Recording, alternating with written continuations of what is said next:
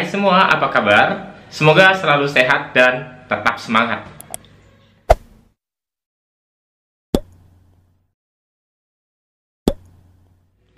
Uang memang bukan segalanya, tetapi segala hal butuh uang.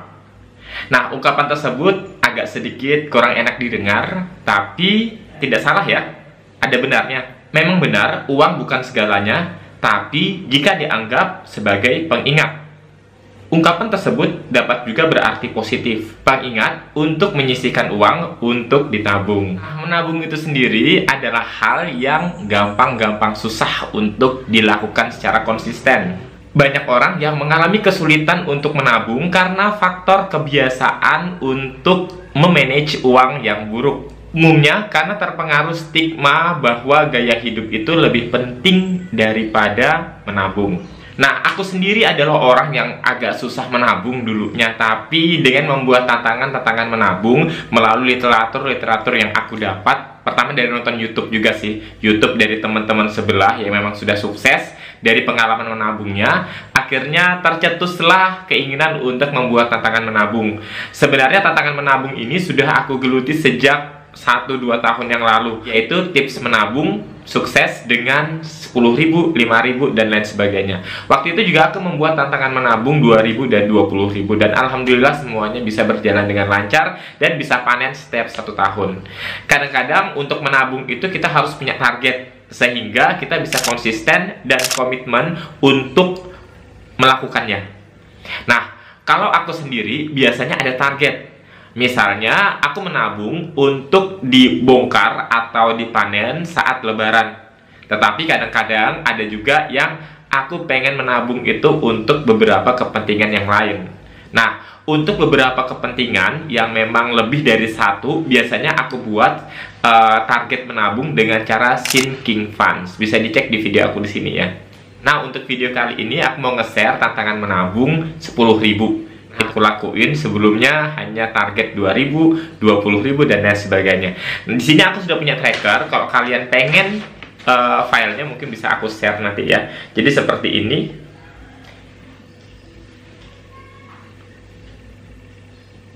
Jadi di sini aku targetnya 100 kali ya. Di sini sampai biasanya satu kayak gini, satu lajur gini, satu tabel itu jumlahnya 25. Jadi satu tabel ini 25, di sini aku buat 4 tabel. Jadi 25 dikali 4 ada 100 kali ya.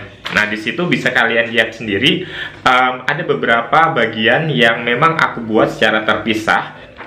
Nah, di sini ada 3 kolom. Kolom pertama itu nomor, kolom kedua jumlah setoran, dan kolom ketiga saldo akhir.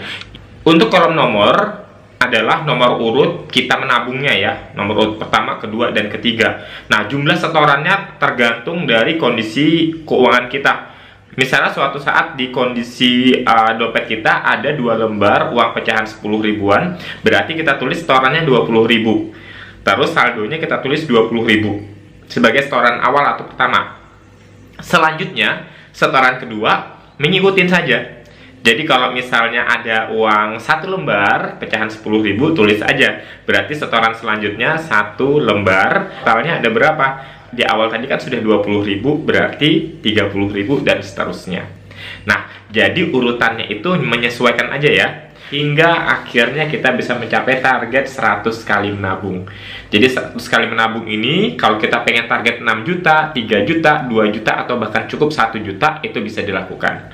Dan tips menabung ini bisa diaplikasikan untuk semua kalangan, dari pelajar, mahasiswa, ataupun pekerja, baik ibu rumah tangga pun bisa juga. So, itu ya tantangan menabungnya. Sebenarnya tantangan menabung ini tercetus muncul karena kemarin setelah lebaran itu aku cek, ternyata di amplop yang tersisipkan di lemari pakaian aku itu ada sisa uang pecahan 10 ribuan yang lumayan banyak. Karena pada saat itu untuk angpau aku menukarkan uang dengan pecahan 10 ribuan. Dari situ aku mikir, oh kayaknya dengan uang pecahan 10 ribuan ini aku bisa buat tantangan menabung 10 ribuan. Dan oke, ternyata bisa aku coba ya dari sekarang. Oke, kita cek. Aku menyimpannya di sini ya nanti. Nah, di sini. Nah, ini kelihatan banget sudah ada uangnya berapa lembar. Karena ada banyak yang aku tukarkan kemarin, tapi sisanya segini, dan ini lumayan banyak juga sih. Oke, kita akan hitung dulu ya berapa yang aku store. Nah, di sini totalnya ada Rp320.000. Langsung aku store sebagai tabungan awal di sini. Jadi, coba kita tulis langsung yuk.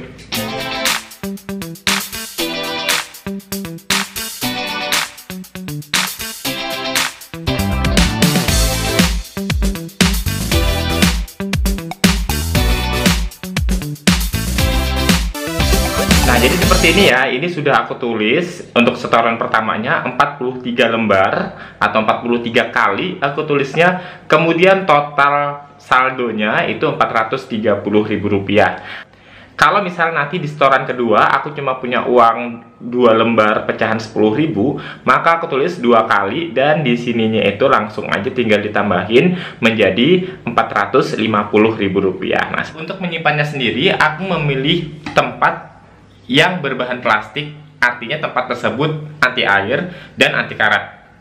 Karena untuk uang yang berbahan kertas seperti ini itu sangat rentan sekali dengan yang namanya karat dan juga air ya. Jadi kalau kena air kan kurang bagus, apalagi kalau ada kutu-kutu atau binatang-binatang kecil, serangga-serangga kecil yang memakan kertas kayak rayap gitu, itu lebih bahaya lagi. Jadi aku menggunakan bahan ini, toples. Sebenarnya toples ini aku dapatkan dari beli PY. Waktu itu pesan PY 50.000 dapat toples seperti ini, dan ini aman banget ya untuk menyimpan uang kertas tabungan kita.